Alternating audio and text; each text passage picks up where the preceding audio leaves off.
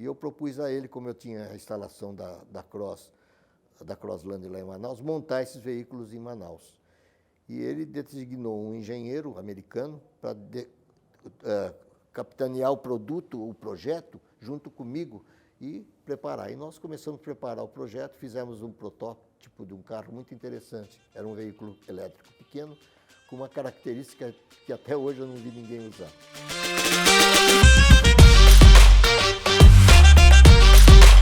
E eu concordei e cedi metade da empresa para eles e eu fiquei com a outra metade, eu e o Euclides. O Gandini ficou conosco de 91 a 94 em Manaus, produzindo e montando os veículos em Manaus e importando já outros modelos só por importação via Manaus também, que tinham muitos benefícios. Manaus, para isso, é uma situação muito vantajosa e, infelizmente, as pessoas têm uma visão distorcida do que é a Zona Franca de Manaus. Ela gera tecnologia, ela gera emprego, ela gera desenvolvimento local e ocupa a região amazônica, que é muito mais importante.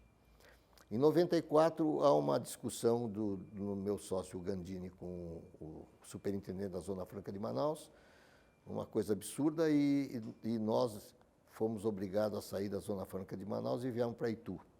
E aí começou a história da Kia aqui em Itu. Mas teve uma passagem interessante.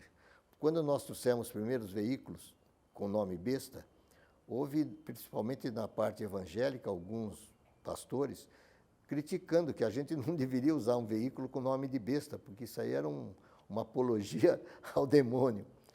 E o meu sócio, intrigado com isso, falou, nós precisamos mudar esse nome. Aí eu fiz uma pergunta para ele, como que chama o veículo que nós estamos trazendo de caminhonete pequeno? Não lembro. E o outro carrinho que a gente quer trazer? Também não lembro. E a perua? A perua é besta. Aí eu falei, seu Gandini, o nome besta não é besta, é Best A, é o melhor que existe. E ele, na ignorância que ele tinha, aceitou isso aí, nós caminhamos trabalhando junto por mais 10, 12 anos, onde teve uma ruptura traumática que ele tentou levar algumas vantagens contra mim e contra a nossa empresa. Finalmente saímos da Kia, mas antes de sair da Kia em 2002, nós saímos da Kia em 2004, nós, pela aproximação nos Estados Unidos, que eu era habitué frequente, eu ia 1 ou 2 vezes por mês para os Estados Unidos, pelos negócios que a gente tinha no estrangeiro, eu me aproximei de um amigo que era um cubano, que foi diretor comercial da Chrysler Motors. E ele me disse que havia na Romênia um Jeep que estava sendo desativado a produção e que o problema desse Jeep era o motor que era diesel e a qualidade era muito ruim. E nos Estados Unidos, naquela época, não tinha Jeep diesel. Era uma grande oportunidade, ele me dizendo, porque ele conhecia muito bem o mercado, por ter sido diretor comercial da Chrysler, que esse produto teria um grande sucesso nos Estados Unidos. E então nós resolvemos montar uma fábrica em Manaus.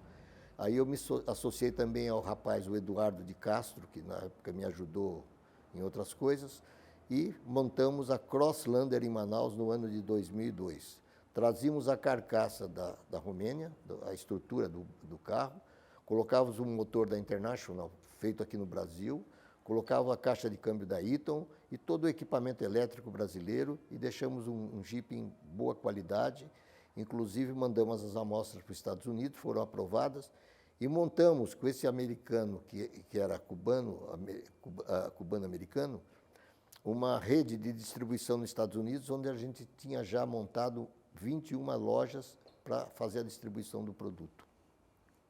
Feitos os lançamentos de amostras e de festas, nós mandamos o primeiro grande lote para os Estados Unidos de 500 veículos.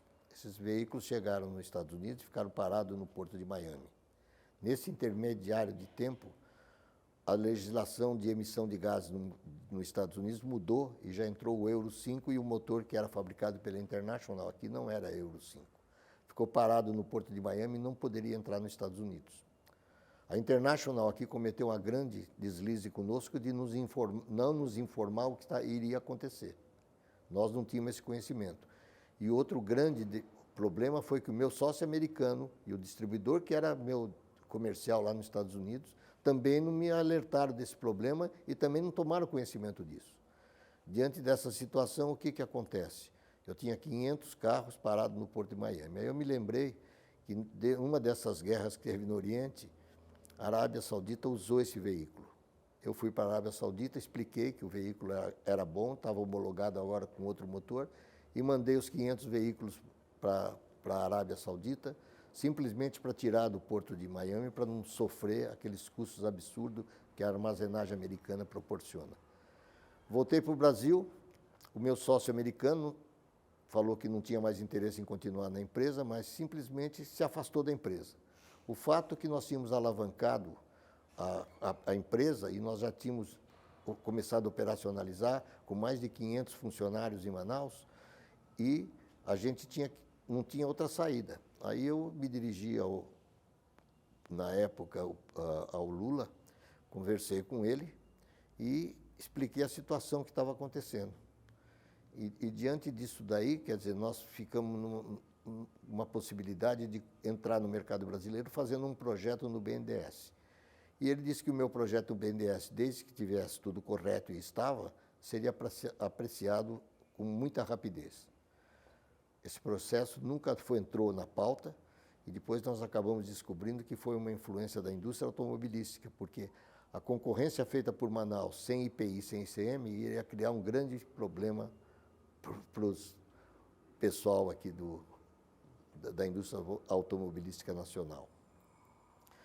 Com isso, nós tentamos passar, e aí eu fui me afogando e sozinho eu tive que encerrar as atividades e passei essa empresa para um grupo que trouxe um produto da Índia e ia fazer esse produto lá em Manaus. Eu cedi a instalação, passei praticamente para ficar livre do problema para eles, mas fiquei com um grande problema de passivo. Aí recorri à Kia, porque eu tinha metade da Kia naquela época, né? Hoje, que é uma empresa avaliada em mais de 2 bilhões de dólares, e eu tentei resgatar uma parte ou vender uma parte das minhas ações para o Grupo Gandini, mas pressionado pela dívida, eles aproveitaram a oportunidade e acabaram ficando com tudo. Nesse período eu também tentei vender a Kia para o Carlos Alberto da Caoa, que era a gente tinha uma amizade de se frequentar pelo menos 2, 3 vezes por semana para conversar sobre o mercado. Mas ele naquela época também estava numa situação muito ruim. A mesma coisa estava acontecendo com a Troller, do nosso amigo, o Mário, que hoje vendeu a Troller depois e hoje é um homem de muito sucesso com o projeto do Moinho dos Ventos lá em cima, fazendo um projeto de energia eólica. Mas outro fato muito pitoresco também foi que nesse período que eu fiz a Crosslander, esse Jeep, nós ainda conseguimos colocar aqui no Brasil uns 300, 400 Jeeps, que era o que a gente estava preparando o segundo lote para ir para os Estados Unidos. Nesse período, conversando também com o nosso pessoal lá dos Estados Unidos, esse senhor da Chrysler me disse que uma pessoa nos Estados Unidos, que foi presidente da Chrysler, o Lee Iacocca, que é uma pessoa muito conhecida no mercado automobilístico americano, ele é um ícone americano nessa área, estava pretendendo fazer um carro elétrico. Isso aí foi 2002. E ele propôs se eu queria conversar com ele. Eu peguei e fui para os Estados Unidos, de lá fomos para a Califórnia, na casa do Lee, e teve uma empatia muito grande. E eu propus a ele, como eu tinha a instalação da Crosslander lá em Manaus, montar esses veículos em Manaus. E ele designou um engenheiro americano para capitanear o projeto, junto comigo, e preparar. E nós começamos a preparar o projeto, fizemos um protótipo de um carro muito interessante. Era um veículo elétrico pequeno, com uma característica que até hoje eu não vi ninguém usar. A parte anterior, onde fica o porta-mala, se a gente acessasse e puxasse, era um carrinho que você poderia usar para ir para o supermercado, fazer compra, levar e depois retornava de novo como o porta-mala. Quer dizer, era uma solução inédita que eu nunca vi ser adotada. O veículo era muito bom, nós já estávamos esquematizando o planejamento de produção em Manaus, quando esse engenheiro americano sofre um acidente nos Estados Unidos e morre. O Lee era um homem muito supersticioso, e diante disso aí, apesar da gente depois ainda continuar se frequentando, ele decidiu de abandonar o projeto. Como o projeto ainda era muito embrião, e também exigia novamente recursos, e eu estava envolvido no projeto da Chrysler, aliás, da Crosslander, eu não tinha condição de tocar esse projeto e nós paramos. Realmente, nesse momento, e também foi um momento áureo, que foi o do Gurgel fazendo também um veículo elétrico naquela época, que o Brasil também não apoiou, nós abortamos esses projetos. E, em 2004, infelizmente, a nossa fábrica Crosslander teve que fechar as portas.